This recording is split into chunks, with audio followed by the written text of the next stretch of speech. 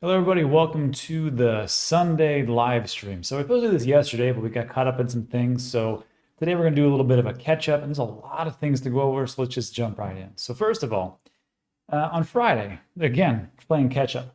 This is pretty positive news for economic factors. And if we can see that everybody is concerned about inflation, well, maybe the Fed is doing the job that it's supposed to be doing. And it looks like the Fed measure shows inflation rose 2.6 in May, which is as expected. Now, for all these different reports that come out, you know that things are actually skewed. People may say that this isn't the real data, but this is the data that we have, and this is what the Federal Reserve is going by when they decide to at some point cut rates. So this is the stuff that we're going to take a look at. And right now, as of Friday, the CPE, core personal expenditures, price index increased just a seasonally adjusted 0.1 for the month and was up 2.6. This May marked the lowest annual rate since March 2021, which is great. I think we can all remember back then. And personal income rose 0.5% a month, stronger than 0.4%. Consumer spending, however, increased 0.2, weaker than the 0.3 forecast. So you've got some positives, you got a slight negative, but in all, really what it comes down to is that this is going as expected for what the Federal Reserve wants. What the Federal Reserve wants is a soft landing, which we all want. We'll see if it actually plays out, but that is the part for the macro side. Now let's switch over to the crypto side. So as of Friday, ETF inflows were actually positive. I did not know this. I've been bouncing around a lot of different places here in Puerto Rico. And I was unaware that the ETF was actually up because the price certainly didn't reflect it, that's for sure. But we saw that Bitcoin ETF saw 73 million in inflows yesterday, the fourth straight days of inflows, which I got to tell you, when you take a look at that, you're like, this must be pretty good for crypto digital assets. Things are probably going pretty well. Who were the same suspects? The same people. Grayscale, Fidelity, a little bit of outflows, but of course BlackRock brings it in with ARK, and there is a positive net flow of 1,213, which you're like, that's pretty good. These are the things we want to see. If we see inflows, people are buying Bitcoin, price should appreciate, right? Well, not so fast. If we take a look at the net Bitcoin ETF flows, it's still good. I got to tell you, as of June 28th, we had 248,000 Bitcoin total net flows, right? So we're taking the negative and the positive, 248,000. That's great. And if I could remind everybody that the last time Bitcoin was around 73, I think for this year was around March or so, and we had 180,000. That was roughly, we're looking at 80,000 less or somewhere around there. And we had a all-time high over here. So what the heck's happening? We have a positive flows. We had a great week. What did the week of Bitcoin do? A nice red day, a nice red week, as a matter of fact. And we take a look at this. Of course, what does this mean? Well, I'm not a rocket scientist, but I can tell you that usually when price action goes down, it's probably because there's more sellers than buyers. I'm just saying, I'm just going to throw it out there. But if we take a look also at another metric, and we've taken a look at many metrics. We've taken a look at the mining sell-offs, mining inflows and outflows, demand, liquidations, everything else. Also pay attention to this. And this is something that gains a lot of traction and gets a lot of views, I might add, when they talk about a supply shock. We hear about I've heard about this supply shock that's going to happen for the last, 5 years. And when there's a supply shock, it means obviously there's not enough to go around, especially in the OTC desks. Well, as we can take a look here from Crypto Quant, new Bitcoin holdings in the OTC desks have seen a significant increase in the last 2 months, meaning that there is a lot of Bitcoin being held for those institutions if they so choose to buy. Now, we can see positive flows, we can see positive price action, but really what has to happen is demand has to increase. There's nothing more to be said about it. So I know people will say, well, there's this metric, or there's that metric. Here's the metric I want to show you. That price down. Bitcoin's still great. Bitcoin could still be the world reserve currency if you want to go down that route. And Bitcoin is fantastic for, banking the unbanked and doing great things. But right now, I'm just telling you, as far as price action goes, this is where we're at. So you can look at this in two ways. This is the worst thing of all time for my life, and I can't go on. Or you think to yourself, man, that price action at 73,000 and 70,000 was a little bit too rich for me. Maybe this could be the time to accumulate a little Bitcoin. Maybe it's a time to dollar cost average and be responsible. And maybe it's just time to take a look at things and go, you know what? I don't think this is overpriced. I think this is undervalued. Anyhow, let me know what you think about that in the comment section. That is essentially where we're at. And as a slight reminder, there's a little article here on power law before we move on to the next piece, which was the power law. I did a great video. It was with Giovanni, and he is the astrophysicist that actually explained the power law and talked about it. I linked that in the description. If you don't see it there, of course, if you just do power law, digital asset news, it'll come up. But as a reminder, the power law essentially is a logarithmic regression. And I just want to lay this out to everybody as a reminder. I know sometimes we're a little bit hesitant to realize that things take time and we're a little bit impatient, but just remember, if you don't like the price right now, just stick around, it'll change. And this was a little piece about the Bitcoin power law. Since 2011, Bitcoin's price has experienced exponential growth, obviously, punctuated by significant volatility. I think we're all used to that. Particularly noticeable in 2013 and 2017 bull runs. I would say also 2021. A retracement follows each peak, which we saw at 73K, yet the overall trend aligns with the power law model's projections. Again, going straight over and to the right. Now, we may go a little bit up, we may go a little bit down, but I think we're in the right place at the right time. And as a reminder, as the model extends into 2024, it suggests a stabilizing pattern. The current price aligns closely with the model's expected value. So if you're kind of upset that right now the price is not going the way that you want it to, a little bit under than what you think it is, just remember, in the end of things, as time goes on, Bitcoin usually prevails. It just takes a little bit of time, and that's where patience comes in. So that's where we're at. Again, check out that video with Giovanni with the power law, because it was great. It was an eye-opening experience. And I can tell you, it makes me a lot more calm in this space as where things are going. So that takes care of the crypto part. Let's switch gears to legal. This one's interesting because there's been a lot of talk on this channel. I'm not a big fan of the SEC. Granted, they're just guys trying to do their job. And maybe there's some other influences on the outside, which seems to be relatively easy to ascertain. But there was a court ruling just yesterday, or excuse me, 2 days ago. And it looks like it's positive for crypto and digital assets. But wait, there's a wrinkle. This is from Cody Carbone. He is the Chief Policy Officer at Digital Chamber. And he rolls out with this. The court rules that just because a token was part of an investment contract in the past, it doesn't mean it should always be considered a security.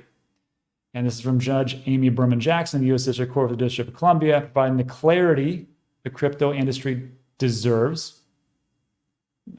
debatable, on secondary sales of tokens. Take a look at her opinion. And this is pretty important for something like, like Solana. Now, Solana hasn't explicitly been labeled as a security. However, it has been named in lawsuits against centralized exchanges, most notably Kraken, as being a security. So if in the lawsuits they're naming it as a security, not saying individually it is. If you're on the big Solana bandwagon, don't attack me too hard in the comment section. I'm just saying that if this actually happens and they had maybe mentioned it as a security, doesn't mean for all time it is a security. And this is a ruling by Judge Amy Berman Jackson. Getting deeper into it, Eleanor Terrett, excellent follow. Go check her out. She says, again, a big one for clarity over secondary market sales of digital assets. Jackson has dismissed the SEC government claim that the secondary sales of Binance's BNB token qualify as securities under the Howey test, citing Ripple's Judge and Elisa Torres' opinion that the economic reality of the token's transactions matter. Sorry about that. In her opinion, she states, and this is the long opinion, the government's reliance on the assertion that the crypto assets are the embodiment of the investment contract and its argument at the hearing about the nature of the tech and the interdependence of the platform and the performance of every token is not enough, standing alone to bring secondary scales of BNB under the investment contract rubric, which sounds pretty good. And right there, you should just stop, because right now you can just say, this is fantastic. And there's a win for crypto and digital assets, and we're going to move forward and we're great. And that's all I got to say. Unfortunately, sometimes you have to dig a little bit deeper. And right next to it, it's John Reed Stark. John is a interesting individual. And John, if you don't know, President John Reed Stark Consulting, Senior Election Fellow, Duke University, former Chief SEC Office of Internet Enforcement. And yes, he's probably going to be a little biased towards the SEC side. I like to follow John.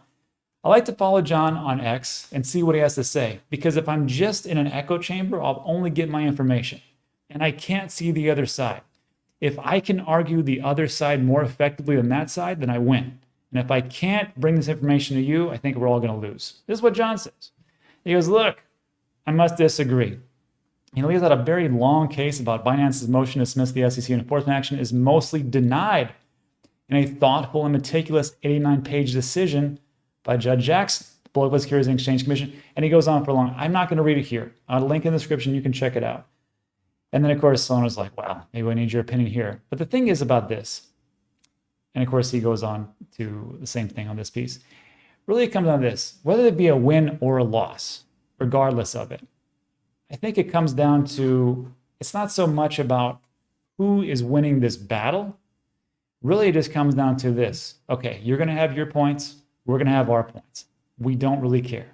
Really, what it comes down to is we just want some clarity. It's not that hard. It shouldn't be that hard, but it is. And it seems like the SEC is fighting us at every chance that they can possibly get. And Paul Grewal, he is the lead counsel for Coinbase. He just defers here to Meta Lawman. So this is what I would have tweeted. And this is what Lawman states. And it makes a lot of sense. Judge Torres and Jackson, we just talked about, disagree with Judges Rakoff and Filer. I think I said that right. On whether sales of tokens on secondary markets may be securities offerings. So you had two judges, yes, two judges really not, no. Judge Jackson disagrees with Judge Rakoff on whether stablecoins are securities. Judge Jackson rules that Binance's simple earn crypto lending program is not a security, while Judge Ramos ruled that the Gemini Earn program is a security, and so on and so on.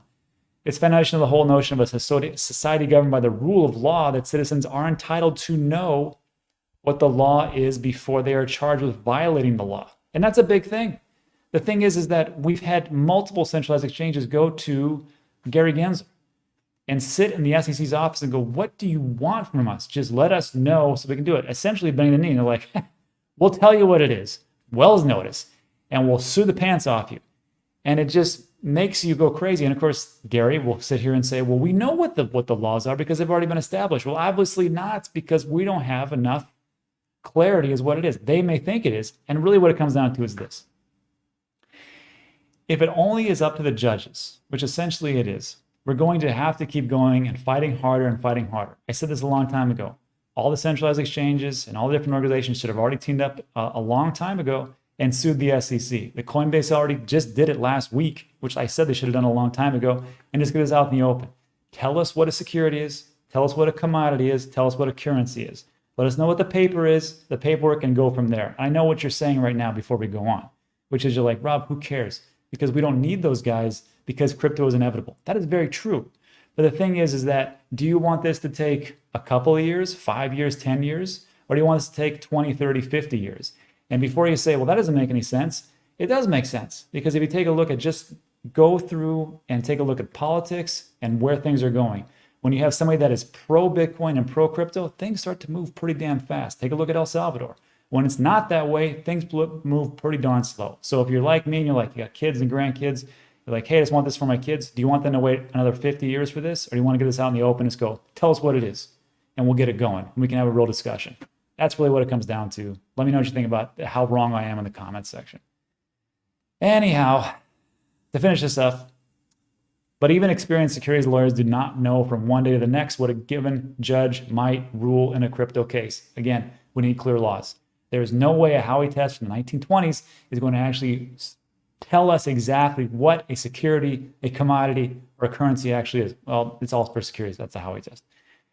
How is the average citizen entrepreneur supposed to know what is and what is not permitted? It's sad state of affairs. Meanwhile, our friends in the EU, I want to say this a couple times. Our friends in the EU see a huge influx of capital investment and intellectual capital as their MiCA regulations go into effect. And this was just passed about a year ago or so in the EU, which gives clear guidelines, or reasonably clear guidelines, for crypto and digital assets to be traded and to be used in centralized exchanges. This is a problem, and this is what I hate, because if we don't get clarity, we're stuck on the sidelines and we're watching all that capital just and a brain drain just go across the pond.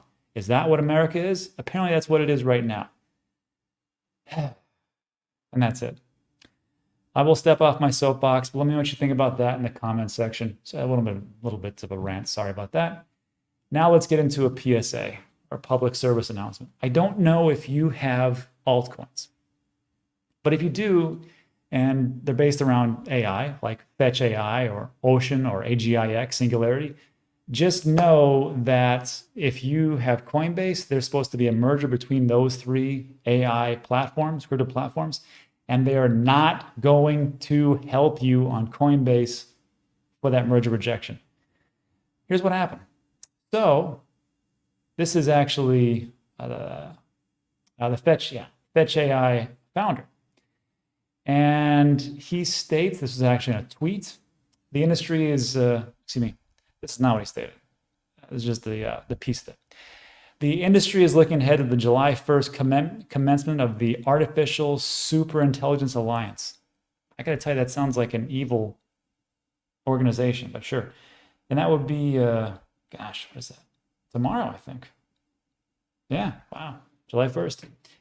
The merger between Fetch AI, Singularity Net, and Ocean Protocol. And it states in an unusual move, Coinbase has come to disclose that it does not plan to support the tripartite token merger. And respond to this is whom again? I think I said it right, nailed it. Now he is the founder of Fetch AI, noted that this will not be an issue as centralized exchanges do not need to either list or relist Fetch. Now what he's talking about is only for Fetch AI. He's not talking about Ocean Protocol or Singularity.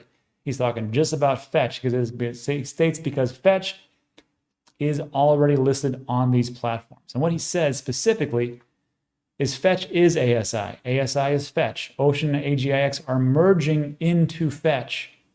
Centralized exchanges don't need to delist or relist Fetch if it's already there. If you hold Fetch, do nothing. This is what he states. If you hold Fetch, do nothing. We are working hard to resolve any issues. Timeline has not changed. Coinbase has only announced that the swap will be via custodial wallets. Will be via custodial wallets. I believe that Coinbase has its own wallet and you can do it within there. All exchanges have their own reasons and methods, but merger is going ahead and we are seeing huge support from all. Of course, that's not Coinbase if you have it. And then Crypto Fox says this is not right. Bradley says, what WTF? This isn't making it clear at all. Please just be clear. Coinbase has said they're not supporting. I have to do something with my Fetch on Coinbase. What do you mean do nothing?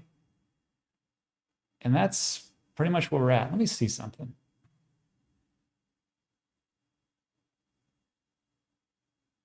No. No. And same as June 27th. Ah, okay. Well, here we go. Artificial. Let's see. How to migrate your Ocean and AGX tokens on merge day. Token merger is not open yet, but where scams again, that happens tomorrow.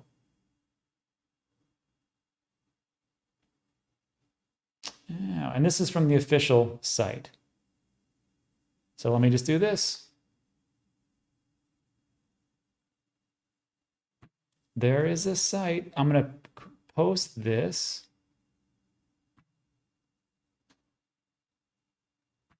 Right here, a Fetch Ocean. I do this because I do not want you to get scammed on all the crazy stuff that is out there right now. So what I'll do for all those people, I put that in the comment section. I also put it in the description. So if you're watching the replay, please watch that replay and go from there. I see, I see. So there's a site, you have to go there, you have to connect your wallets and do this. Unfortunately, if you have it on Coinbase, there's no way you can do that. You would have to use the Coinbase wallet. Yeah, this isn't looking good.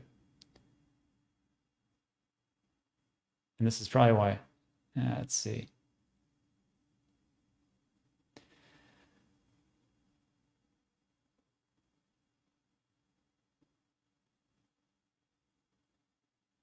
No one's responding on Twitter. That's awful.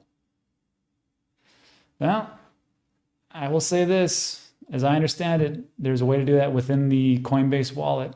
And if somebody else knows exactly what they're doing, but don't see much right here.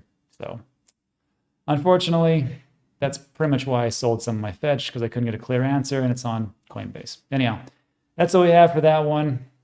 Go through this piece right here. Hopefully there's more information. This is from the ASI Alliance. They should put out something. You can check the comments or check the description. And that takes care of that. And then lastly, before we get into a little Q&A, which I think there's a lot of questions already, all-time highs. So I was perusing this great website, coingolive.com. I don't know if you guys knew this, but Toncoin is only 6% away from its all-time high. I thought it was interesting because Toncoin came out of nowhere. And right now, if you didn't notice, but Toncoin has flipped Doge to be number 9 ahead of Dogecoin. And Cardano slipped to 11, Avalanche, Tron. I don't even know why some of these are actually here. But this actually comes down to a lot of people are speculating on the action that's happening. First of all, one of the big tapper games, Hamster Combat, is going for a Guinness World Record. And the reason why they're going for a record is because they have so many new users in the app itself. And I think they have, no, this, excuse me. This is 200 million users. And this is what they have for their game itself. Here's what we have. It took Pokemon Go, a 2016 reality game, 33 days to get to 150 million users. Telegram-based game Hamster Combat surpassed 150. And the team calls it a crypto exchange CEO simulator. You can earn as many virtual points. You just hope that their loyalty will be rewarded with future airdrops, which is supposed to happen in July. Team has applied for a Guinness World Record as the first YouTube channel to gain over 10 million subscribers in 1 week. That's crazy. Yeah, and they actually beat Mr. Beast. They have 22 million in 1 month, and he only had 20. So these things are happening, and I think with Toncoin, it's why things are actually moving on the space itself, and it's lend itself to a lot of different things. But just be aware that if you're here for just a big airdrop, you're going to see a bunch of these airdrop farm videos, and it's real. People will just tap the game to get the token. So don't think like there's not a bunch of bots and things going on behind the scenes. That is an issue, and that's an issue that's happening right now. But there's also one more thing on this CoinGo Live. I thought that Ton was the winner here as far as negative 7% from its all-time high. But if you scroll down, what the heck? This is called KASPA. One of my little altcoin holds that I have. But they hit their all-time high yesterday, which is pretty crazy if you think about it. KASPA, all-time high. Why? Well, there's a couple reasons. First of all, Marathon Digital, which is responsible for a heavy amount of Bitcoin mining here in the United States, they announced that they're actually mining KASPA right now. And they want to diversify what they actually are mining. And since KASPA is a proof of work, and some people say that it has solved the trilemma, I will let the people in the comment section debate that. I'm not going to get into it. But here's why they're doing it. There's actually a couple reasons. So KASPA is fair launch, proof of work digital asset with no pre-mine or ICO. The consensus mechanism uses Ghost DAG, the cyclic acrylic graph, a cyclic graph, decentralized acrylic graph, protocol for high transaction throughput. KASPA network currently processes 1 block every second, allows for fast transactions, providing KASPA miners with opportunity. KASPA currently has a 3.9 billion market cap. Circulating supply is 24 billion. I think the max is 28 billion, so it's only 4 billion away, which seems like a lot, but a lot better than some of the other projects. And this is essentially directed acyclic graph, DAG, versus Bitcoin in the linear blockchain. But also the big thing is because I believe it's today, KASPA just launched their KRC20 token, which allows for fungible tokens on the KASPA network. So you can have fungible tokens, you can have inscriptions, you can have ordinals, you can have NFTs as time goes on. And that was the big reason for this big, huge jump. I think one of the reasons for Mara to do the mining, because hey, revenue stream is a revenue stream. And that's it for today. So look, if you liked today's video, give it a thumbs up, consider subscribing. Everything we talk about is time sensitive.